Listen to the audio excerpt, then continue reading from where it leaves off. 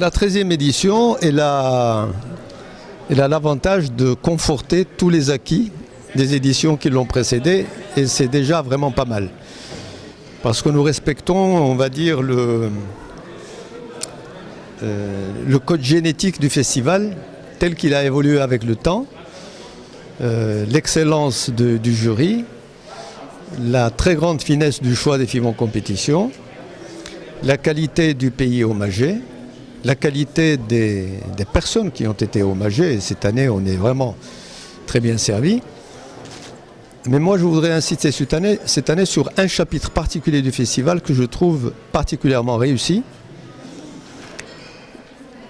enfin exceptionnel cette année, c'est les masterclass. Parce que les masterclass, nous avons réussi cette année à fédérer autour de cette idée pédagogique 5 des noms les plus brillants qu'on puisse imaginer dans le domaine du cinéma et de l'image d'une manière générale, parce que quelqu'un comme Nicolas Winding Refn du Danemark, c'est l'un des plus brillants talents actuellement au XXe siècle, et c'est quelqu'un qui, à ma connaissance, ne s'est pas beaucoup exprimé dans les festivals. Le fait qu'il vienne nous expliquer la façon dont il entreprend ses films, la façon dont il les pense, c'est vraiment quelque chose, une belle exclusivité pour le festival de Marrakech.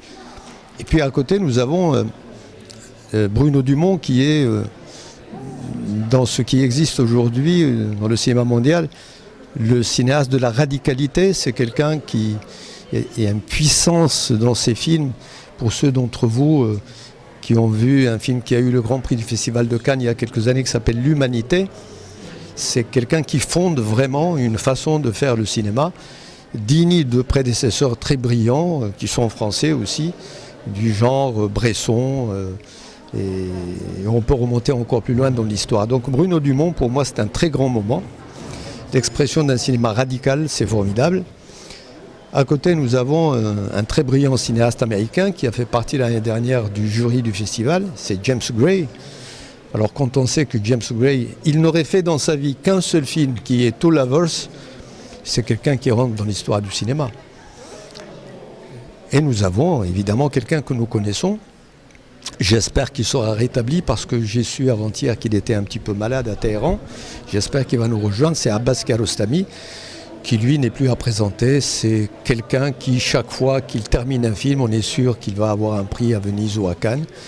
Il a été lui aussi chez nous président du jury il y a quelques années, et nous sommes très contents de lui donner cette fois-ci la possibilité de faire une leçon. Et puis pour clore le tout, nous avons Régis Debray, dont la vie est une sorte de roman philosophique, qui est philosophe, qui est sémiologue, qui est médiologue, et qui avant tout est un homme libre dans ses pensées, libre dans la façon dont il conçoit le cinéma, et puis qui a introduit quelque chose de très rare dans le domaine de la cinématographie mondiale, la réflexion sur l'image comme quelque chose de consubstantiel à l'existence même du cinéma.